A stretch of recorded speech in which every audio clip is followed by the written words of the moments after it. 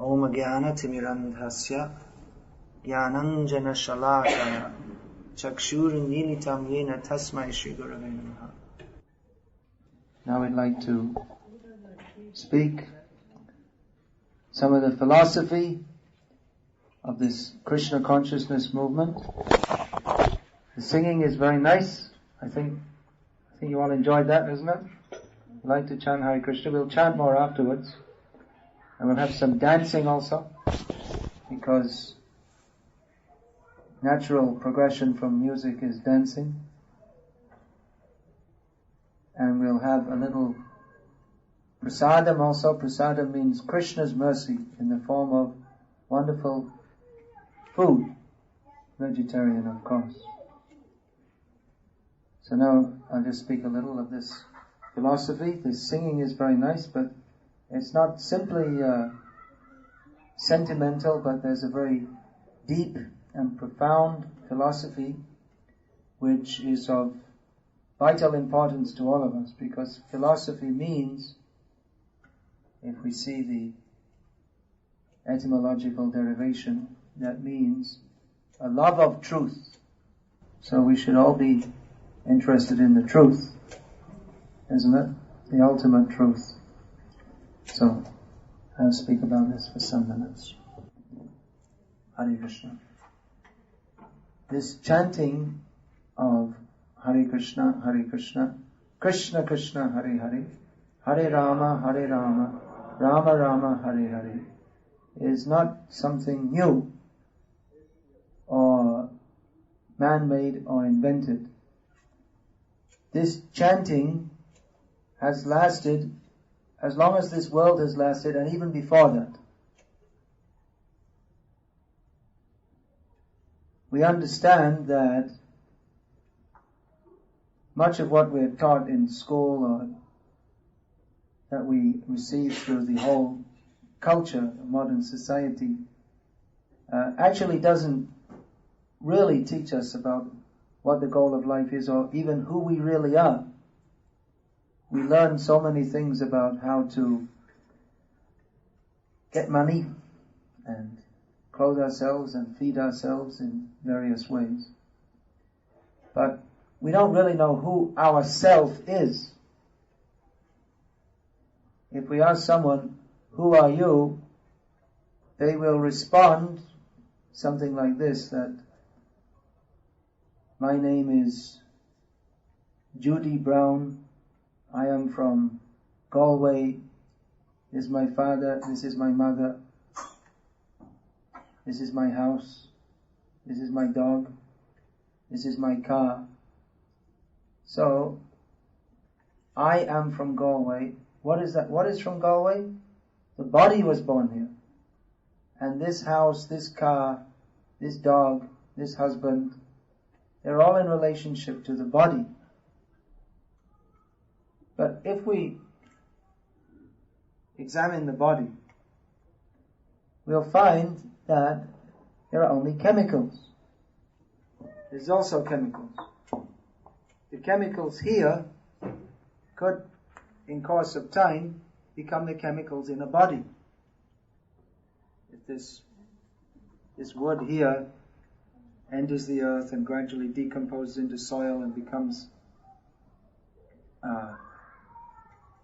transformed into some vegetable, and then a human being eats that, the same chemicals here could end up being the chemicals in a body. But there's no consciousness here. But I have got consciousness. So what is the difference between a living being and a non-living being?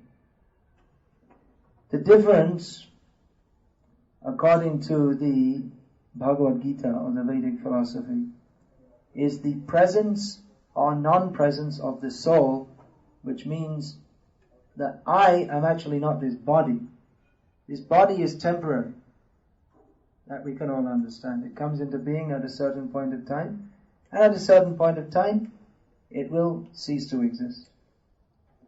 But according to Vedic understanding, or Veda means knowledge, actual knowledge, not guesswork. According to Vedic understanding, I existed before this body existed, and I will continue to exist after this body ceases to exist. Because I am ultimately a spiritual being. I am not this body. This body is temporary, but I am an eternal, spiritual, living being. So when we say that I am so-and-so, this is my name, I am from Galway or from wherever we may be, this is only in relationship to the body. But the real me, we don't actually know. Modern culture is based upon simply the understanding that we are the body. Modern culture is completely out of touch with our real spiritual nature, which is actually why there are so many problems in human society. There's so many problems. Just pick up a newspaper and every problem, so many problems. In the universities they're making studies and making plans to overcome all kinds of social problems, and everyone has so many personal problems, psychological problems, and emotional problems, so many different problems, financial problems. Everyone's got a financial problem, even the richest man in the world. He thinks he hasn't got enough. No one's ever content, however much you get. So everyone's got a problem. And on top of that, we all have the problem that we're struggling so much to support this body or maintain this body. There's one big problem with that, is at some point in time, this body which we work so hard to maintain and to provide facilities for drops dead. And we don't have a clue where we're going, because modern society doesn't give us any information. They simply teach us that work hard now, get money, or by any means get money, win the lottery, somehow get some money and enjoy life. But what is life actually? We have no information. We simply think that life is a combination of chemicals. However, when we understand this Vedic knowledge, then we can understand that I'm not the body, and the whole endeavor to try to satisfy the body, it is actually a misplaced endeavor, because we can never be satisfied simply by satisfying the body. How do we satisfy the body? That means through the senses, through the sense of sight, touch, taste, smell. They're all the different senses. We like to taste some nice food. Some people like to eat vegetarian food, and some people like to eat lobsters and different varieties of flesh food. Some people like to drink different varieties of alcohol. And actually, we see that all the time, in modern life, all the time there's titillation for the tongue. That apart from eating our meals, in between there's chewing gum, smoking cigarettes, drinking tea, having some snacks. So in this way, people all the time, there should be something on the tongue to give some flavor, because we're thinking that I will get some pleasure from this. And hearing, we like to hear sweet sounds or nice music. So that's another thing. We often see people walking around with mini headphones, earphones, listening to some sound. All the time there should be some sound to titillate our sense of hearing. And seeing, all the time there are advertisements, and we should always see something, watch the TV, go to a movie, dress ourselves up and have a look at other people dressed up. So in this way, all the different senses, we're trying to provide food for the senses with the idea that this will make us happy. And it's a fact that there is a certain kind of happiness from the interaction of the senses with the sense objects. Certain kind of happiness means we get a boost, like I say, some titillation. And to try to get a big boost of sense pleasure, we may take some intoxication, which gives us a high, we feel some euphoria, But we find at the end of it all, no one is actually satisfied. People are becoming happy, supposedly, by all these things, but it's only a very shallow happiness. It doesn't actually satisfy the soul. That's why we see in the modern age that even though people have got more facility than at any time in known history, or the history that's taught to us in the schools, even though people have so much facilities for sense enjoyment, for eating, drinking, having sex, taking intoxication, all these things, that people are more disturbed in their minds and more dissatisfied than at any time known to man. Why is that? We would think that now we have so many facilities to enjoy ourselves. There are so many ways we can enjoy ourselves. How many things can you do? I mean, it's uncountable the number of things you can do. They're always inventing new things. They have this hang gliding.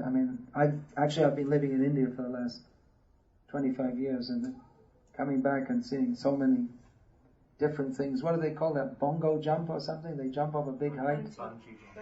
Bungee jump. So they're always inventing new things for new thrills.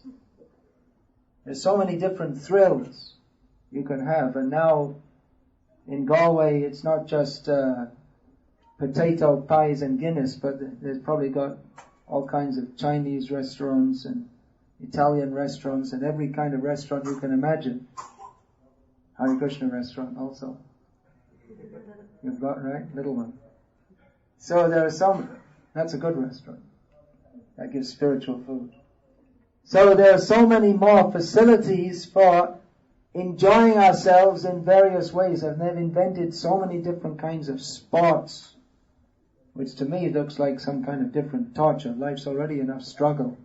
And then you have to struggle to put a golf ball in a hole. They invented some new struggle with bunkers and all different kinds of, they make obstacles to make it more difficult. Life's already difficult enough, and they invent some game which is difficult.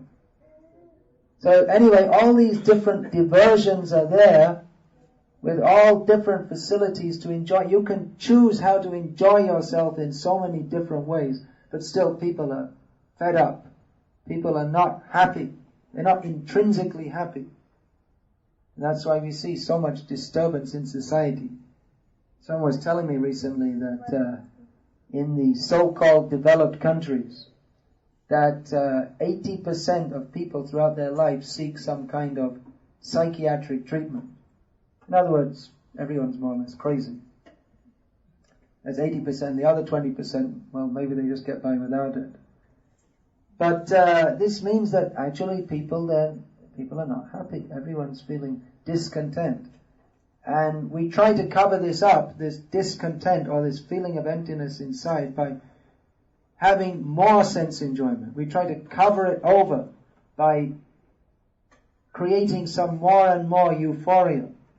In other words, instead of facing up that, well, I don't know what's going on, what's going on inside, don't think about it too much, drop a pill or get some booze or have some sex. Or we try to just divert our attention towards more sensual enjoyment. But actually this doesn't give us contentment because we are out of touch with who we are. We don't really know who we are. So Vedic knowledge teaches us, first of all, the very first thing we should know in life is not A, B, C or 2 + 2 = 4. The first thing we should know is actually who we are. And then what is the purpose of our life? Because in modern society, we have made the mistake of thinking that we are this body. And when the body is finished, everything is finished. So have a hell of a party now. And then when it's all over, then there'll be a stone above you. Or maybe you'll just be ashes.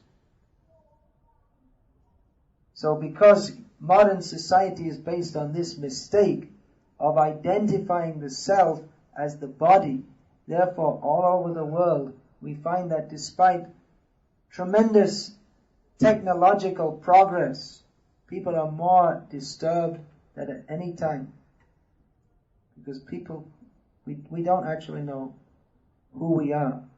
It is misdirected education. We may have very great educational qualifications. We may be a brilliant Nobel Prize winner. We may have so much detailed knowledge of various subjects. But unless we know this basic subject, who we are, then we miss the whole purpose of life.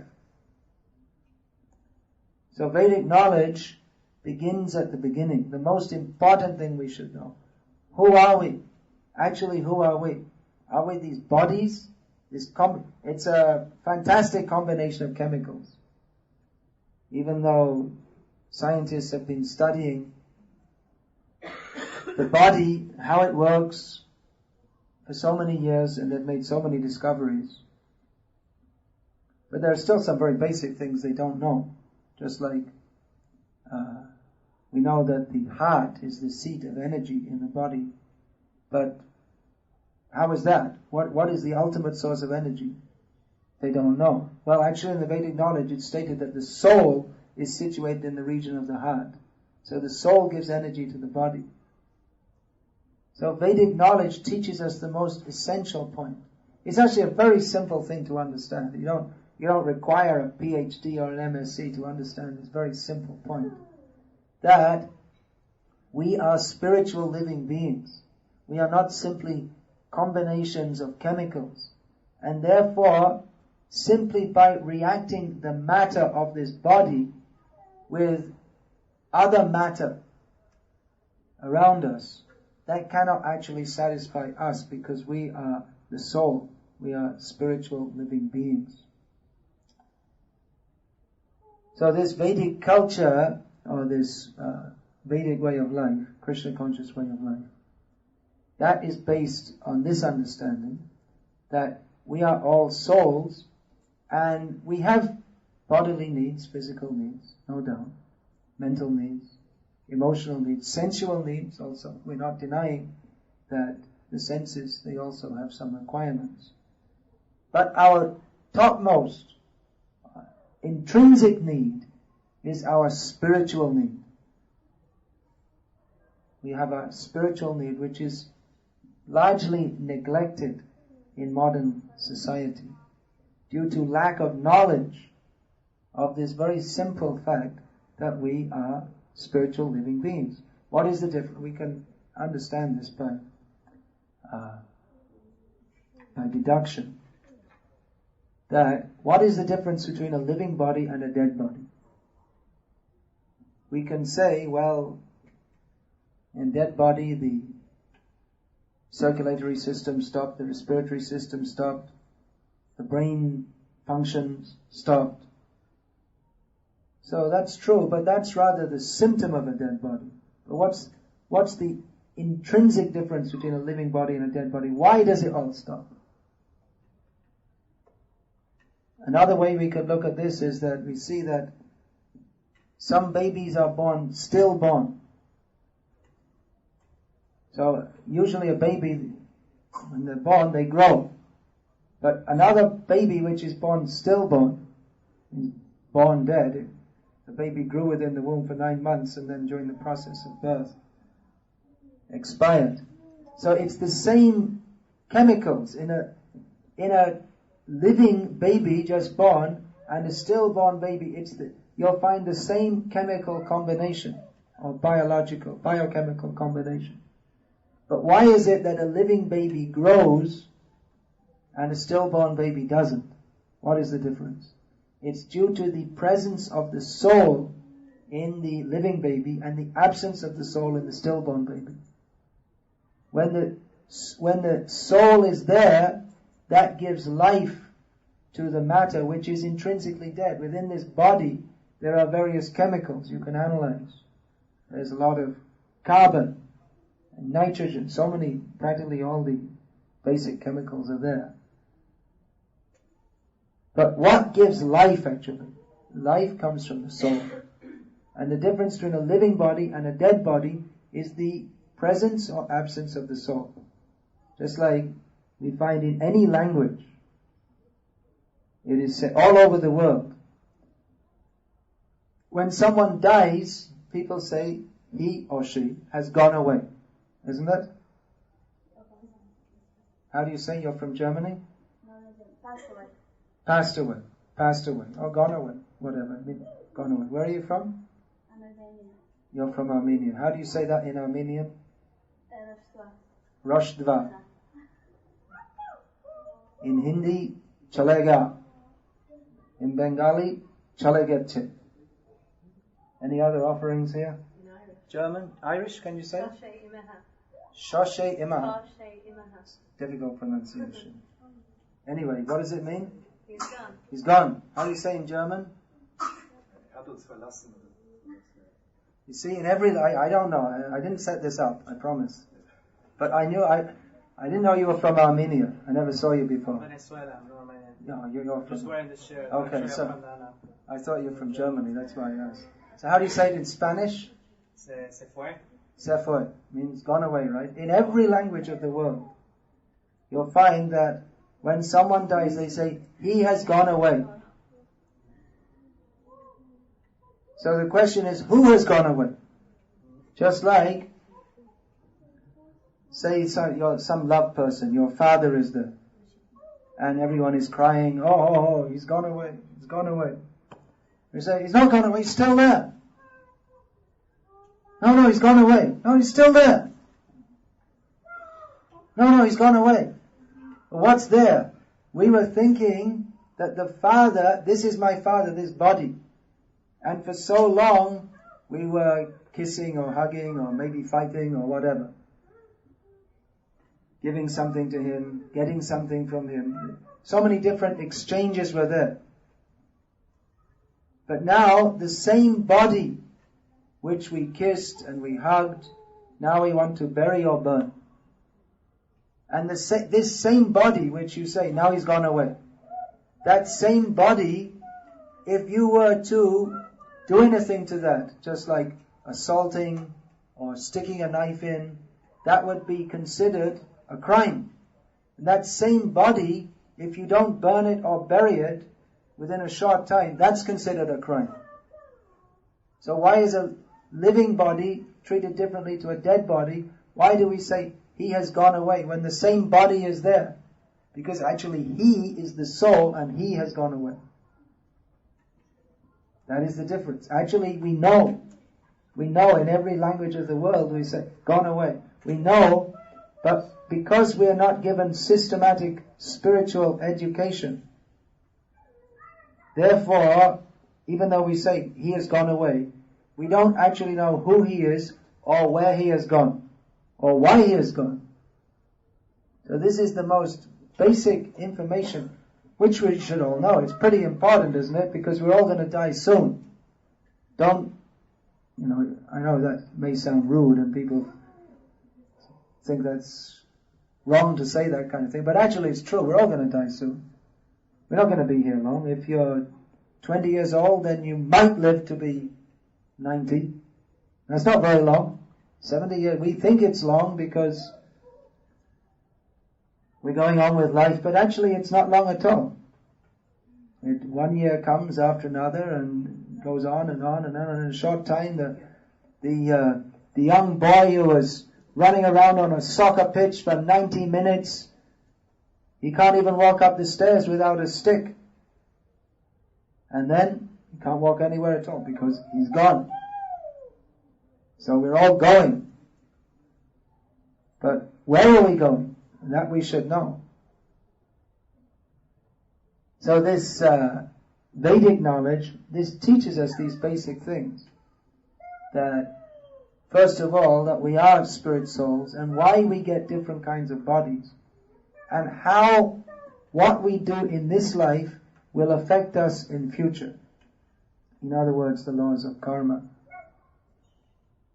Kaya karanam kartritve hetu prakriti uchate purusha sukha dukhanam bhoktritve hetu ruchate. This is the one Sanskrit verse from the Bhagavad Gita, in which Lord Krishna describes that material nature provides the ingredients or the setting for us spiritual souls to be within this material world. In other words, the body is provided by material nature and all the surroundings are provided by material nature.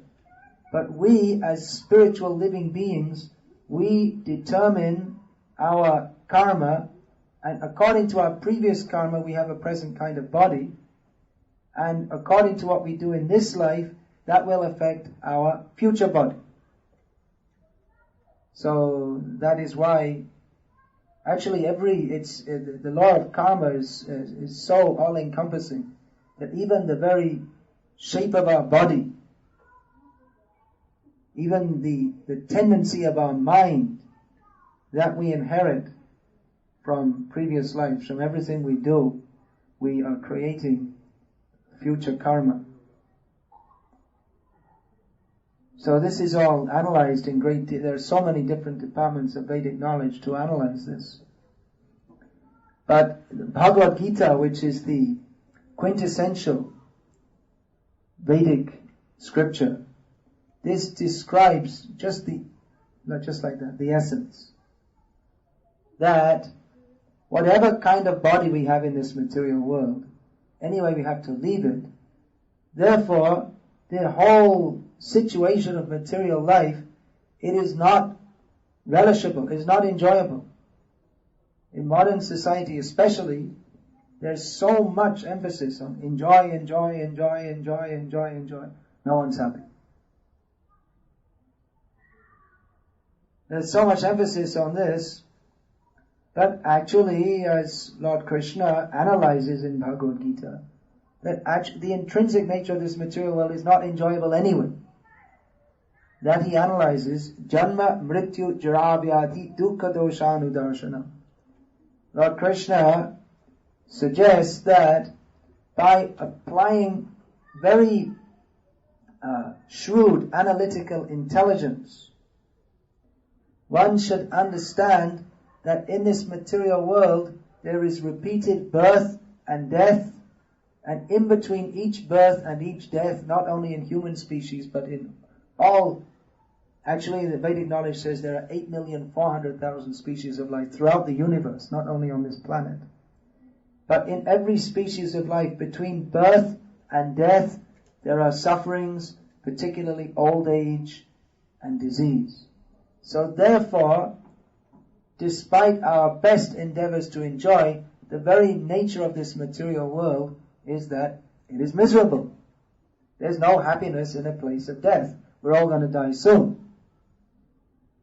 Just like, for instance, if someone is on death row, they're about to be executed the next morning. I don't think they do that in Ireland, do they? In many countries they do, in America, some places.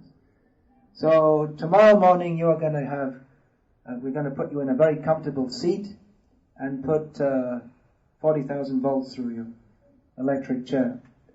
Or tomorrow morning we're going to take you for a swing, we're going to hang you from a noose. So there are various methods of execution.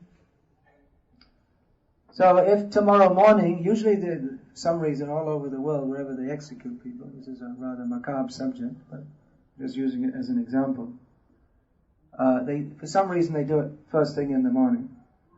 So if the night before they tell you that, okay, now enjoy. What would you like? What kind of food would you like? Whatever kind of food you'd like, we will provide it. Your last meal. You think you're going to have any appetite? When you know that whatever you eat, it's not even going to have a chance to come out the other side. Because it's going to be buried or burned with you. So you can't have any relish for that. Because you think, I'm going to die tomorrow. So actually we're all in that situation that we're trying to enjoy, but tomorrow or the next day or sometime shortly after that, we all have to pass on. That's why everyone in the back of their mind, we have this fear. Everyone is fearful, knowing that we have to leave this body. But actually a person who is self-realized is not fearful, because he knows I'm not this body. Therefore he's not attached to this body.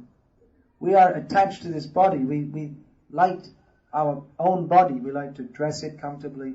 We like to look in the mirror and comb our hair or whatever. I don't have much to comb here. Or put on some lipstick or something like that. So we're attached to the body because the body is a vehicle for our enjoyment. We think like that. But a self-realized person knows that actually I'm not the body. So he's not attached to the body and is not fearful because he knows actually who I am. Who are we? How are we to know actually who we are? If we can understand that I'm not this body, because this body is only temporary, and I'm an eternal spirit soul, then the next question is, well, actually, who I am? Well, there we got the answer. We are eternal, spiritual living beings. In technical language, our nature is described as Sat Chit Ananda, which means that the nature of the soul is eternal, cognizant, and full of bliss. Whereas in material life, we are still spiritual souls, but when we become attached to the body that we're presently in, then we consider ourselves the body, which is asat, means the body is temporary, it has to die. We have some knowledge, but our knowledge is misplaced knowledge because we think that we're the body and that we can be happy by getting bodily sense enjoyment. And there is no ananda, there is no bliss, there is no happiness, actually. Despite, you'll see in the advertisements, people are smiling, use this toothpaste and that will make you so happy. Or use this car oil and then your life will be simply full of unlimited happiness. All the different advertisements, they're recommending that by using certain brand of toothpaste or whatever, or visit London and they're so wonderful. And in London there's the advertisement, visit Ireland. So they're advertising that life is very happy and wonderful, and it will become more wonderful if you use Colgate. But actually, no one is happy. But our tendency is to search for happiness. Why is that? Because that is our nature. It is natural to be happy. Everyone wants to be happy. It's pretty much axiomatic, isn't it? Everyone wants to be happy. Is there anyone who doesn't want to be happy? No, everyone wants to be happy. So we should know, if we say, I want to be happy, first of all we should know who I am and how I can be happy. Because we find that the means of acquiring happiness that is advertised in the modern, especially in the modern culture, it doesn't bring any happiness. Generally it's propagated that if we get lots of money we'll be happy. But it's not at all true. Because we find very rich people who are not happy. They're usually the most discontent actually, because they want more money. As people who've got billions of dollars, they're usually busy making more billions. So it's advertised that we will be happy if we have lots of sex life. But that's also not true. Or we should have ecstasy, some drug. So that gives some euphoria, but it doesn't actually bring happiness. So, how to be happy? That Lord Krishna teaches us in Bhagavad Gita. That first of all we should understand that we are spiritual living beings, we are not the body. And therefore we cannot be happy on the bodily platform, nor even on the mental or emotional, material emotional platform, nor even on the intellectual platform. Indriyani paraniyahu, indriyebhya parang manaha, manasastu parabhutya, yo buddhe paratastu saha. This is Bhagavad Gita. That there is the sensual platform, and above that is the mental or emotional platform, and above that is the intellectual or analytical platform. And then above that is the platform of the soul. That is where we really belong. Some people are trying to be happy simply on the sensual platform. Eat, drink, be merry, and enjoy, for tomorrow we shall all be dead. This is the philosophy of gross sensualness, which is actually, there's no need for any philosophy on that platform, because that's what the animals are doing. The animals are simply interested to enjoy the senses. Then there is the mental or emotional platform, in which we are trying to develop relationships with others, but again, without understanding who we properly are, we can't actually have proper relationships. Then there is the intellectual or analytical platform. We find some people like philosophers or scientists who they're not going out to bars and getting drunk. They spend their times analyzing various mathematical problems or trying to research work. They're absorbed on the intellectual platform. But that also is insufficient to satisfy the soul, because we are spiritual living beings. Therefore, we have to know what is our innermost need, our spiritual need. Now this is described in detail in Bhagavad Gita, that as living spiritual beings, our happiness can come by being situated on the spiritual platform. When we say we are spiritual living beings, sometimes we think, when we hear the word spiritual, we think that that is some kind of vague, amorphous kind of existence, a nebulous kind of existence, that there's some light which we merge into.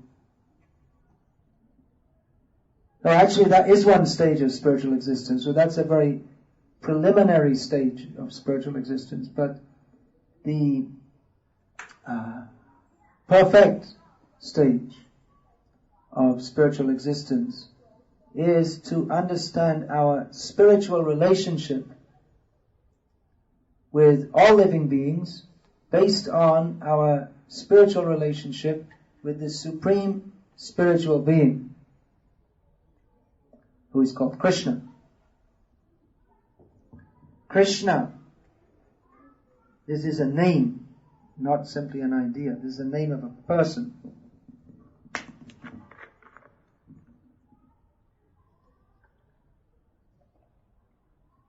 Krishna means all attractive, and is the name of what in Western culture we would call God, but we don't actually like to use the word God, because there are so many connotations which go with that word. In Western culture generally we think, well, the previous idea that God was some old man with a long beard who sits on a cloud and punishes people. Or another idea of God is like that, some vague light, but some vague spiritual light, mystic light. But actually, Krishna means the supreme person, but his supremacy is not expressed so much in dominating others. He does, in one sense, dominate. He is the supreme person. But not so much in even controlling others. But his supremacy is manifested in his supreme sweetness of loving others. We've heard the phrase, God is love. So love is not something simply vague. Sometimes we say, well, I love all living beings. But love is expressed not simply in some vague, fuzzy feeling, but in exchange between persons. Now in this material world, just like that we say, I love my father, he has gone away. Love. Now, love in this material world is always incomplete and insufficient to satisfy us. Even if we feel that we love someone very much, that love will be broken by time. So, also in this material world, we tend to love one person or certain small number of people at the expense of loving others.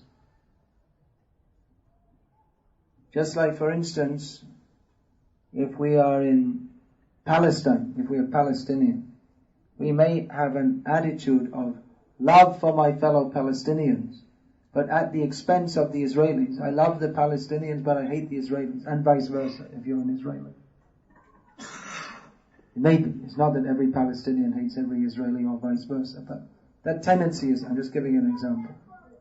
So we tend to, in this material world, we tend to love others and try to defend their interest at the expense of others. In other words, that is a kind of exploitive love. But because Krishna has nothing to gain from anybody, rather he is the maintainer of everybody. Therefore, Krishna, his love for us and our love for him first of all, is not based on an exchange of mutual sense enjoyment. I love you for what you can give to me. It's not like that. But that love is simply based on the natural propensity of the soul to love Krishna, because we are all parts and parcels. We are all eternally connected with Krishna. Due to forgetting Krishna, we have come to this material world.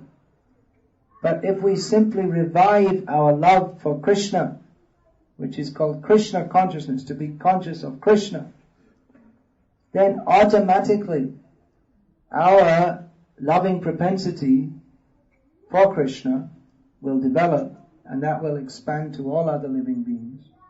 And that attitude of love for Krishna, that is spiritual life. That is the situation on the spiritual platform. Simply to develop our knowledge of and love for Krishna. This process of redeveloping our love for Krishna is technically called Bhakti Yoga. Now, yoga is very popular, what is thought to be yoga. In the modern age, in the Western countries, yoga is considered to be some kind of exercises, maybe accompanied by meditation, but generally it's thought of as some kind of exercises which are good for health. But actually yoga, just like we have the English word yoke, so yoga means to link, to join up. That is the derivation of the word yoga. Yoga is actually meant for linking us spiritually with the Supreme. And this system of yoga, which is popularly taught in the Western countries, Hatha Yoga, that is one particular kind of yoga. Hatha refers to actually the breathing process rather than the exercises. And that is often accompanied by Dhyana Yoga. Actually, all these exercises and breathing, they are meant to bring us to the point of meditation. So there are various processes of yoga which are described in Bhagavad Gita. Karma Yoga, the yoga of work, how by offering all our work to the Supreme, we can link with the Supreme. Or Jnana Yoga, which means by developing spiritual knowledge, we can link with the Supreme. Dhyana Yoga, the yoga of meditation. So there are various processes of yoga, which are, it's not that yoga is necessarily performing some exercises. That performing exercise is only part of one system of yoga. But ultimately, all these systems of yoga are meant to bring us to the point of Bhakti yoga, which means the yoga of devotion or loving service to Krishna, the Supreme Personality of Godhead, to revive our eternal, loving, spiritual relationship with Krishna, who is the Supreme Personality of Godhead, who is present in every living being's heart, but who is also simultaneously present in his own spiritual abode, which we could call the Kingdom of God, which is also known as Vaikuntha. Vaikuntha means the place where there is no anxiety. This material world is simply full of anxiety. Everyone is full of anxiety. But in the spiritual world there is no anxiety, because there is no fear of death. There is no fear of any kind. In this material world we are always fearful. But in spiritual existence we are always fully satisfied in our position of Satchit Ananda, eternity, spiritual knowledge and spiritual bliss. We are meant to be blissful. We are meant to be happy. That is only truly possible if we are situated in our eternal spiritual position of happiness with Krishna, the all-attractive personality of Godhead. So this is a very great philosophy. I'm just giving a little summary here.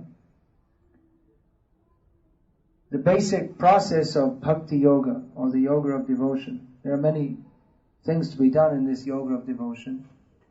The most important thing is to chant the names of Krishna. This is the means of linking with Krishna. That's why we'll find the Hare Krishna people are always chanting Hare Krishna. And we ask you to also chant Hare Krishna, because it's not just meant for us, it's meant for everyone.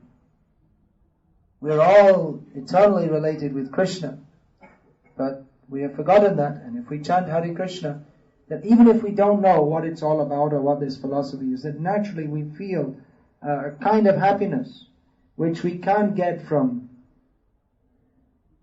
eating, sleeping, mating or defending, because that is our very internal spiritual nature, to be linked with Krishna. And chanting Hare Krishna begins the process of linking with Krishna.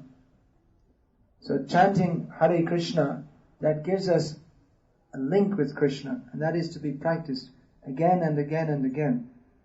Sorry, do you mean Please, 5 minutes, I'll speak 5 or 10 minutes more, and then I'll take questions, and then I'll do my best to satisfy you all.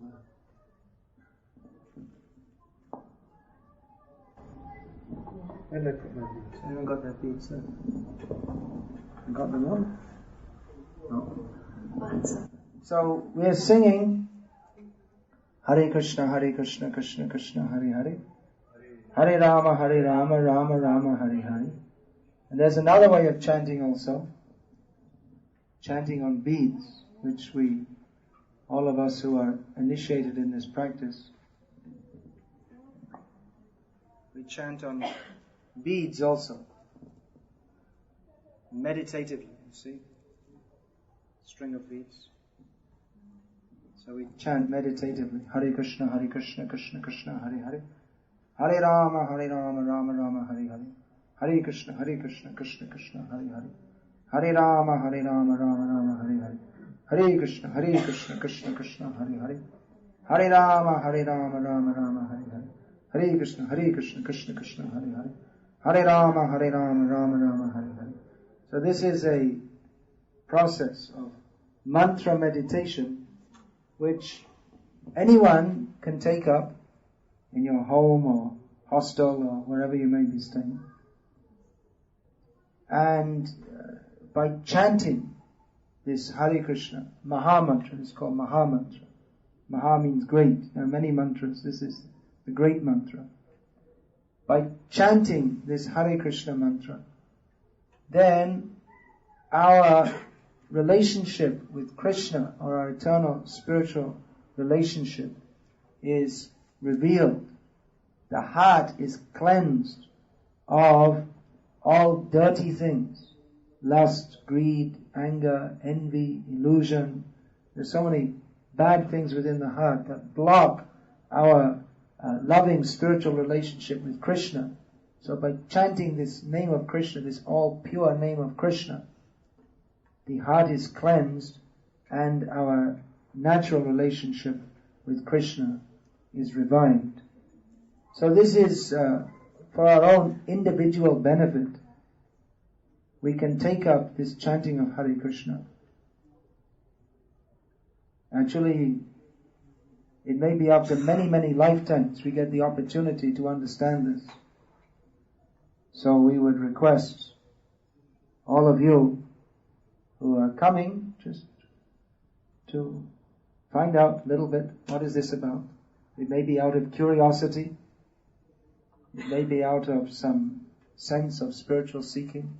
Whatever it may be, we request you to kindly consider that if what we are saying is true, and we have very good reason to believe that it is by practical experience in this process, that we are now getting the opportunity to take up spiritual life, Krishna consciousness.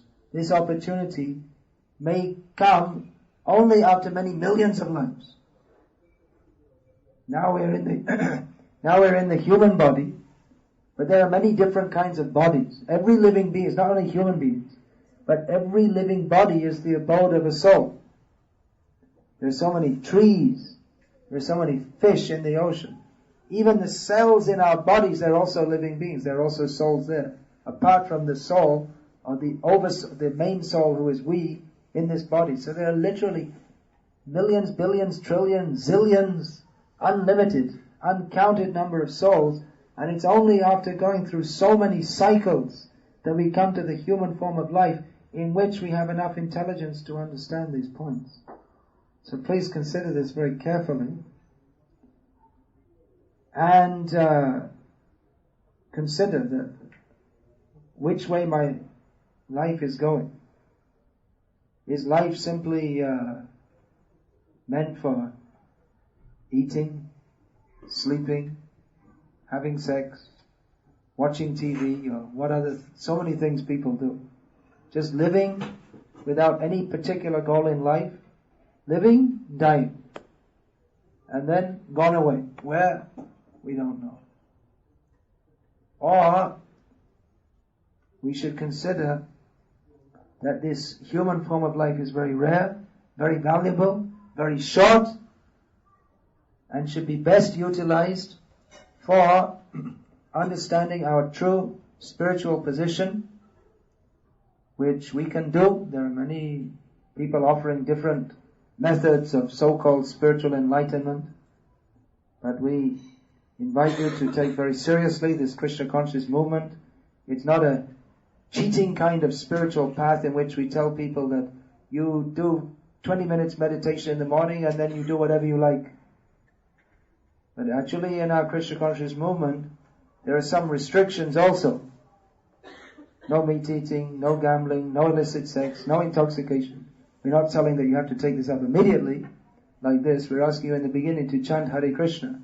But we ask you to consider that because that there are some restrictions in this Krishna conscious movement suggests that it's not simply a populist movement meant for giving people something cheap, some kind of cheap, instant spiritual realization. But we have to follow if we're going to be serious about spiritual life, we have to follow some principles of purity. We can't expect to live a totally sensuous lifestyle and at the same time become self-realized. It's not possible.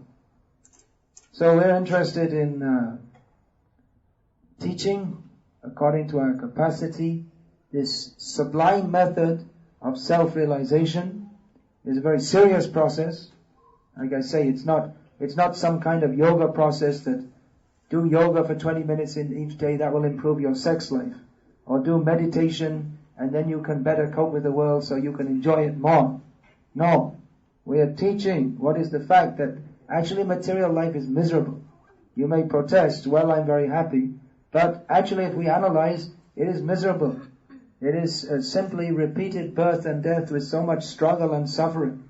So we should understand what is our true spiritual nature and come to that platform of spiritual knowledge, spiritual realization by understanding the teachings of Krishna in Bhagavad Gita. Of course, there are many bona fide spiritual teachers throughout the world in different times and places, but we will find that the essence of all spiritual teachings plus more is given in Bhagavad Gita, plus this very practical process of self-realization based on chanting the names of Krishna.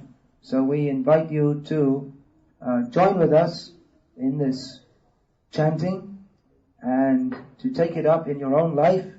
You don't have to change your dress. You may think that to take up this Krishna consciousness you have to change your dress, and of course this is now quite fashionable like this.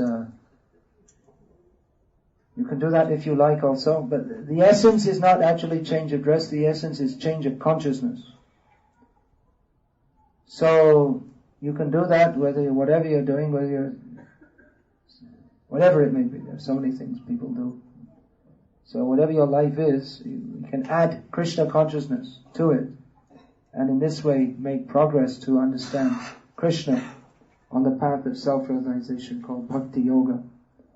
So we have many books, is that right? Trinabi, who's now called Rajamohan, is it? Yes. We have books? Yes. Okay, so we have many books here which are describing in straightforward language, not some hocus-pocus kind of language which no one, very mystic language which no one can understand. No, spiritual life is straightforward and simple, although the philosophy is very deep. At the same time, the truth is simple. So we have many wonderful books which describe this philosophy. They're mostly translations of the ancient Vedic Sanskrit literature, so we have so many books. We invite you can take some of them after this little program is over. There's also some prasadam, Krishna's spiritual vegetarian food. We're going to chant some more also. And before that, if anyone would like to put any questions, I'll try and answer according to my knowledge and ability to do so. So you had a question? Would you like to answer that? You answered it after that. Oh, okay. We get into the meditation bit through the chant. Oh, okay. Fine. Is there any other questions? Please ask. Okay, I've got a question. Yeah, please.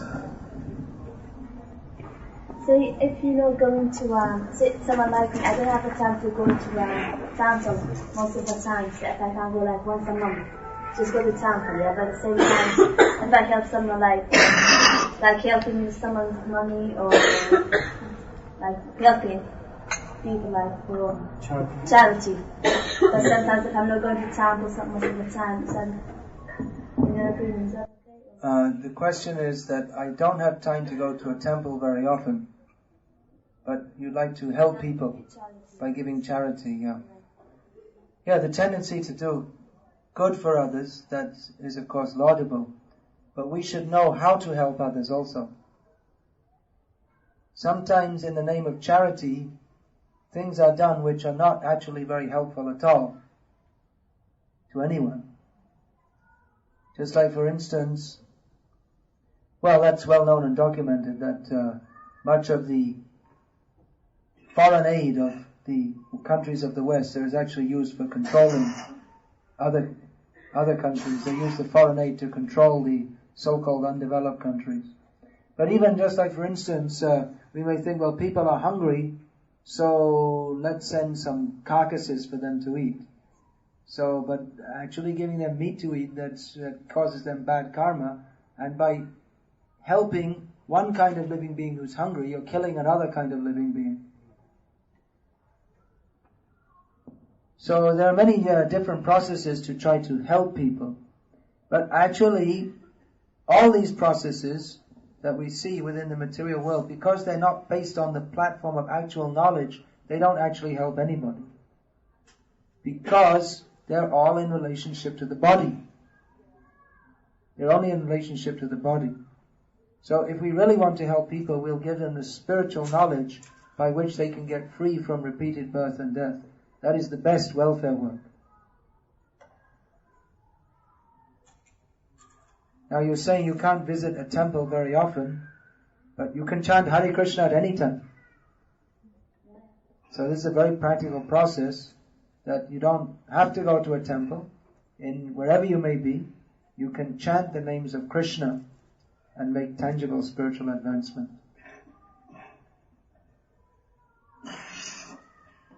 And be a little careful of this welfare work and charity. A lot of these charities, most of the charity goes to the people who are in the organization, actually. I lived in Bangladesh for several years and I saw how... Anyway. Any other questions? Yeah, please. In your opinion, is there any spiritual value in making love with a partner if it's done in the proper way? Okay, the first thing is, did everyone hear the question? Okay. The first thing, in my opinion, this first part of your question. Well, first of all, I'd like to say that my opinion is completely useless and valueless.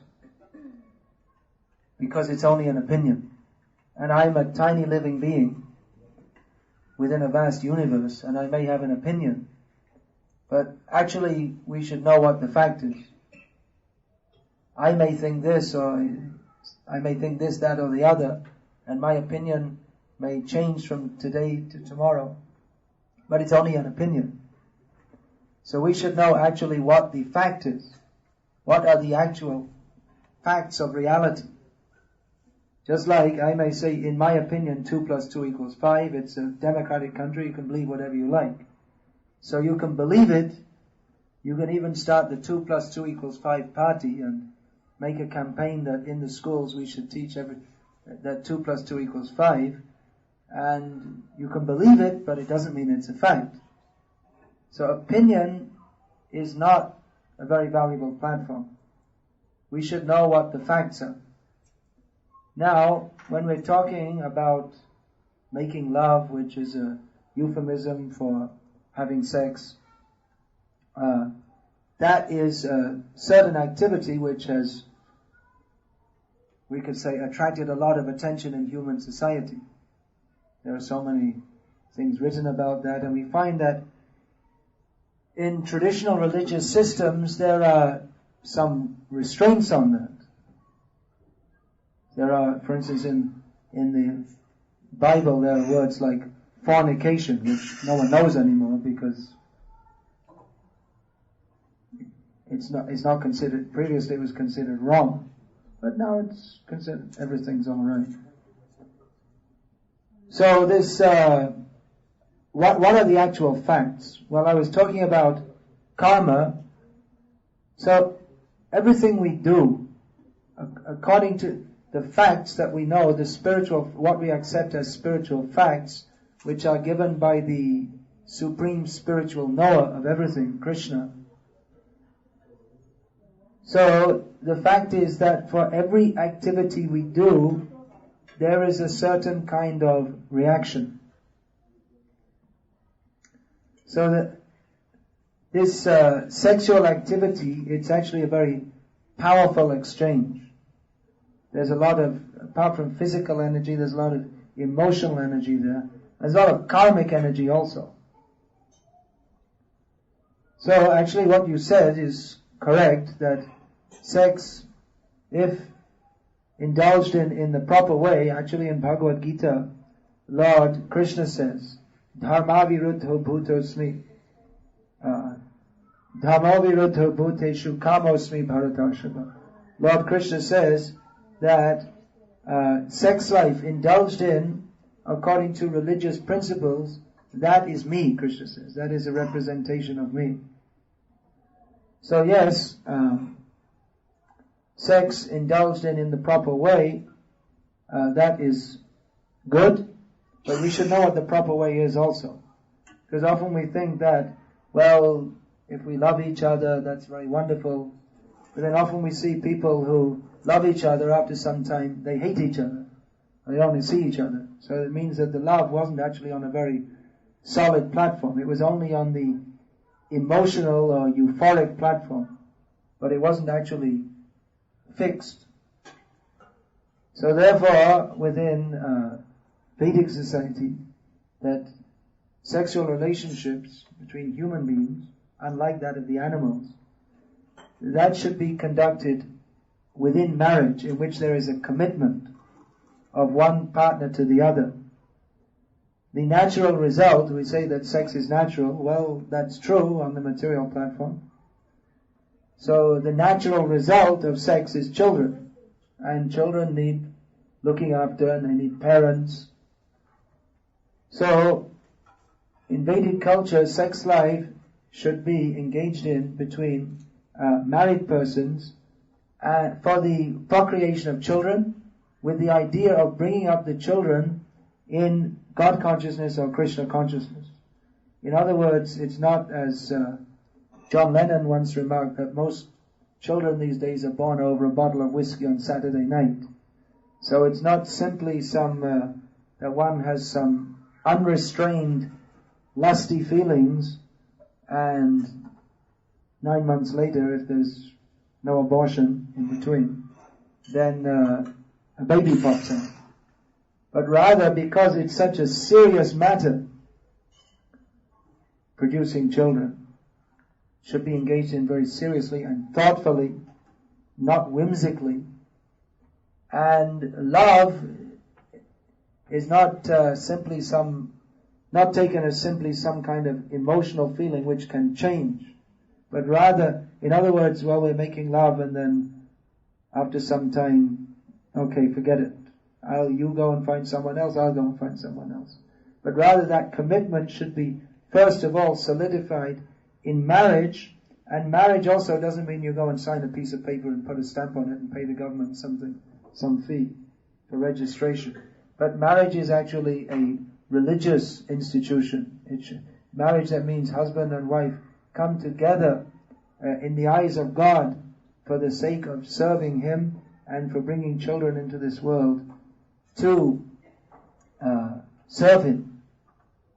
So yes, sexual relationships, if engaged in the proper way, that is all well and good, very good, but we should know what the proper way is also. A lot of suffering is produced in human society because people have sex basically for pleasure without considering the responsibility that goes with it. Of course, this isn't very popular to say such things, but if we examine, we'll find that it's true. So, any other question? Yeah, please. You mentioned that trees have souls, like plant life and stuff. So how is it not bad karma to eat fruits and vegetables too? How is it not bad karma to eat fruits and vegetables? Well, actually it is. But it's not as bad karma as eating, cutting the throats of cows, and because in the animal form of life there is more developed consciousness and therefore more suffering. Therefore, it's worse karma to kill a cow or even a chicken than it is to kill a vegetable. But actually, much of vegetarian food, it doesn't actually involve killing. For instance, if you take apples from a tree, you don't kill the tree. And if we eat grains like rice and wheat, they're all harvested after the plant has died, actually after the soul has left the body of that wheat stalk. But even so, for every action there is, for everything we do, not only eating, even if we eat vegetarian food, for everything we do, if we do it simply for the sake of maintaining our body, for the sake of our own personal enjoyment, that just the very attitude brings bad karma. So actually, in our Krishna conscious movement, we don't eat vegetarian food per se, but rather we offer to Krishna everything for his enjoyment. And then the food we eat doesn't bring karma, but that brings spiritual benefit. So vegetarian food, actually, that is better than eating meat, fish, eggs, all these different things. That has got less karma.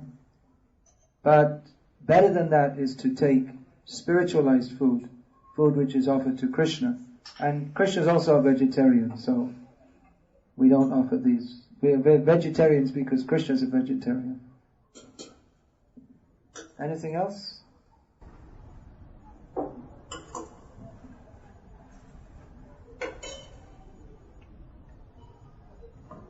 So we were chanting Hare Krishna, Krishna Krishna, Hare Hare, Hare Rama, Rama Rama, Hare Hare. We were chanting. Everyone was getting absorbed in that, those who were here before. But we also had to have a lecture, but now we can continue chanting. And we can also dance a little. Krishna also likes if we dance for his pleasure. So you can also join with us in that. Hare Krishna, thank you very much for listening so nicely. If any of you have any questions you'd like to personally ask, you can do so afterwards, after we have a little chanting. Please don't go without taking some of this, not only vegetarian food, but spiritually vegetarian food, called Krishna Prasadam.